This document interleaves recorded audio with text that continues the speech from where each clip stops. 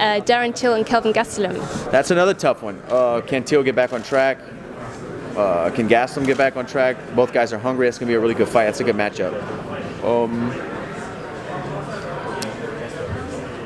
I like Till a lot, but I would, if I was betting on it, I would probably bet on Gastelum. Till and Gastelum. Gastelum. Yeah. Unfortunately, I like Till as well, but I just think that the wrestling and the pressure and the boxing of Gastelum is going to be a lot for him. Even though he's not a huge guy at 185, Till's also a 70-pounder coming up, so I think he'll be surprised at the pace that Gastelum's able to put on him. Okay, so Till's going up a weight for this one. Till is?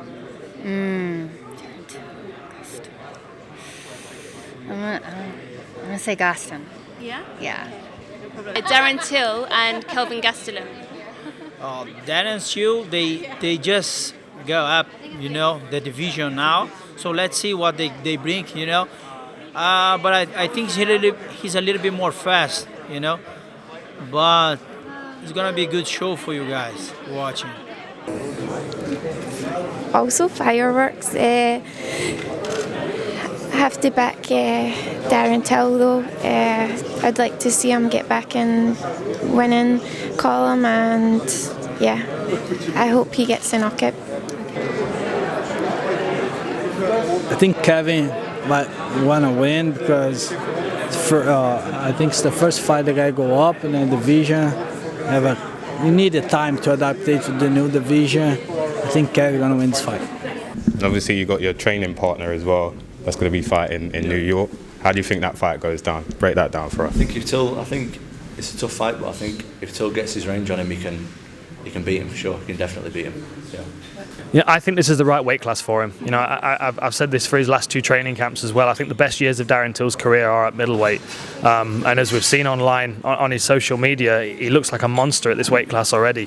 He was going to grow into middleweight very quickly, and I think that his best performances will be at that weight class because he's not battling with the scales. He's going to be able to hit much harder at middleweight as well. And I think Gastelum's a great pick. I mean, Gastelum is a welterweight that doesn't make weight anymore. I mean, he's really one of those fighters that's caught between the two weight classes. Gastelum could do with a 177 kind of weight class, which is right between the two. So he's always at a disadvantage because he's fighting bigger guys, but because he's got such good knockout power and good timing, he's able to overcome these guys with speed, as he was with Michael Bisping.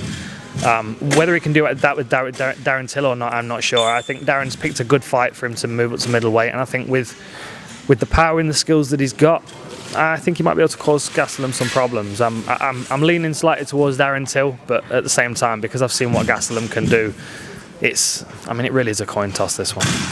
Well, this is the Darren Till without the concern about weight cutting. The times that we've seen him previously this close to a fight, you can see in his face and in his body language that he's struggling a little bit. He's not enjoying himself as much. The best fighters are always the ones that are enjoying themselves. You always see the fighters perform their best when they're in that kind of loose, comfortable flow state where there's nothing else on their mind other than fighting. And I think that's what we saw from Darren today. And there were some technical things that stood out. As a middleweight, he always hit very hard as a welterweight anyway, but it sounds to me like he's hitting really hard as a middleweight. Cutting angles really nicely, getting to the outside of Gastelum's lead hand, pressuring him all the time as well. So even when Colin would kind of turn and walk away, Darren was right on his heel, making sure that the pressure was still on. And that's the programming that Colin, I feel, was talking about, making sure that Darren's fighting at the pace that he wants to set. I've just always felt, watching Darren's previous fights at welterweight, that his best years are always going to be at middleweight. And I feel like he took this in his stride today. He looked good, he looked confident, he had a good workout, got a sweat on. I'm confident that he's going to get on the plane to New York ready for this fight.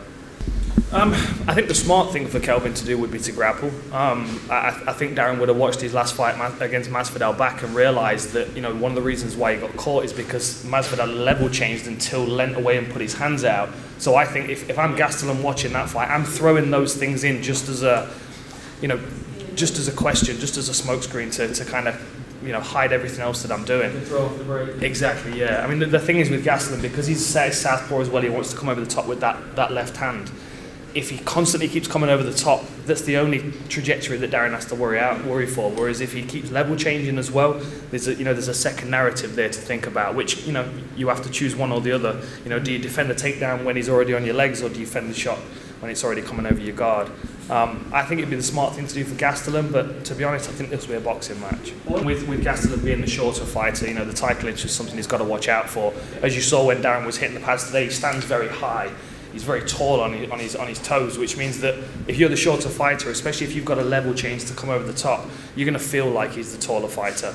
And Darren's very good at bearing over people. So when they do level change, they're right there for that tie clinch. We saw him bringing that knee up the centre a few times today as well. So I think there's a lot of things for Gastelum to be concerned about if he does close distance in a straight line and too quickly. Gastelum's got to be smart about how he uses his angles, like he did against Bisping. Draw the first shot and then use his head movement to slip out the way and counter. But again, what we saw from Darren on the pads today is that he's expecting those counters and he's working around them, countering counters, as you would expect from high-level strikers.